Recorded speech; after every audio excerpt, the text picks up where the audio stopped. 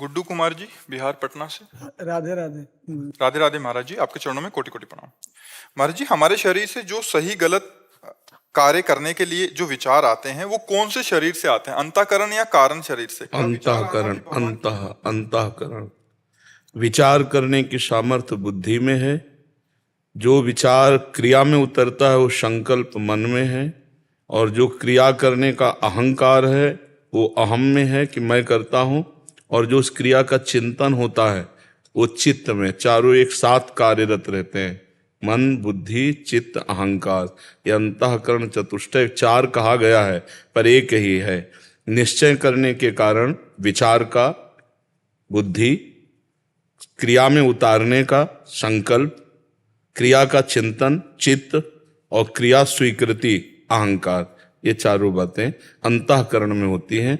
और अंतःकरण में जिसके नाम चलता होता है उसका विचार शुद्ध होता है, नहीं तो बुद्धि अशुद्ध विचार करती रहती है, वो कभी शुद्ध विचार नहीं कर सकती। समझ पा रहे हो आप जी?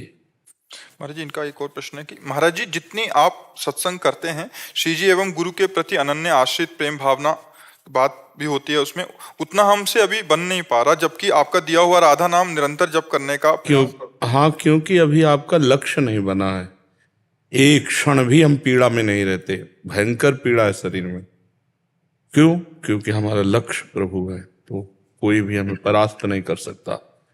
तुम्हारा तो स्वस्थ शरीर है, आनंद पूर्वक प्रभु में स्थिति करने के लिए लक्ष्य दृढ़ नहीं हुआ, फिर बात। हमारा लक्ष्य दृढ़ है महाराज जी। अभी दृढ़ नहीं हुआ ना, आपने माना है।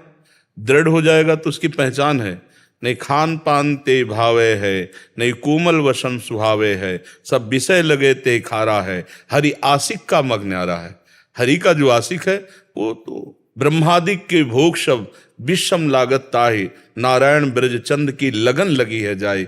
जिसको ब्रजचंद श्री हरि की लगन लग गई उसको ब्रह्मादिक के भोग विष के समान लगते हैं। यहाँ तो सांसारिक भोगों में गिर जाओगे बच्चा, गिरे हुए हो। हम सब सांसारिक भोगों में गिरे हुए हैं। ब्रह्मलोक तक के भोग उसे अच्छे नहीं लगते जिसको श्री हरि से प्रेम होने लगता है, श्री हरि लक्ष्य हो जाते हैं जिसका। और ये पांच बातें उसके जीवन में नहीं होती जिसको लक्ष्य भगवान बन जाते हैं। नारायण हरि भजन में ये पांचों अनुस्वाद, विषय भोग, निद्रा, हंसी, जगत प्रीति और बहुबात, ये खत्म हो जाते हैं। भगवान से प्रेम करना बहुत दुर्लभ है, क्योंकि पहले तो हमारा ये काम होना कि इस देह से और देह के संबंधियों से सबकी ममता ताग बटोरी, और मम पद मनहि बांध पर डोरी। सबकी ममता बटोर कर भगवान के चरणों में, एकमात्र भगवान, तब बात बनती है।